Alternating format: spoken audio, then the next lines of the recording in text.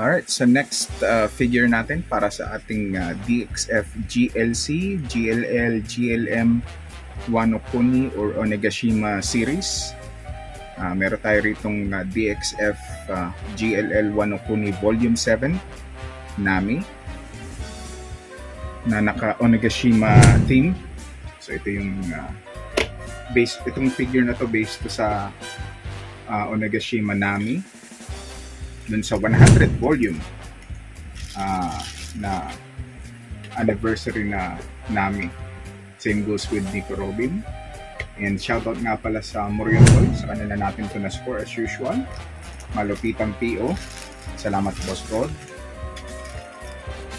Check nyo yung page ng Morion Toys or kontakin nyo si Boss Rod at ang Morion Toys para sa malupitang pre-order ng mga figures. And of course, authenticity check. Yung naman natin. Morion Toys yan, of course. So dun sa Onegashima, spoiler alert, nakita na natin na nag-fuse si Zeus sa flame attack ni Nami. For now.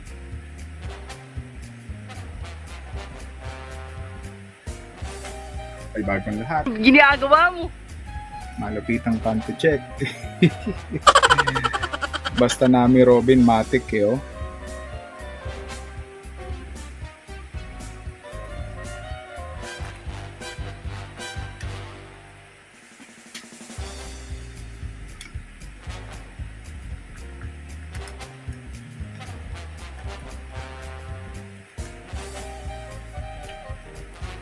Yun. Of course, di mawawala, high test.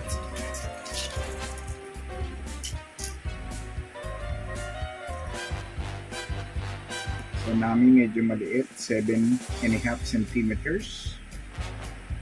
Actually, 17 centimeters. Sorry. 17 centimeters ng si Nami. So, that's about 6 and 3/4 inches. Take a closer look dito kay Nami. Ang napakahat na si Nami. Yan. And of course, yan, kita nyo naman. Wow. Ang kanyang iconic tattoo. Iconic lag post. Yan.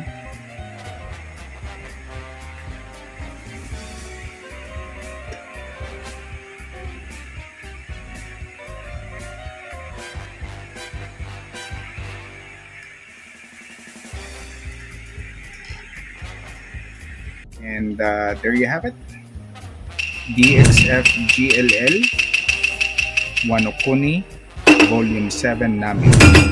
Let's roll the montage. Rock and roll.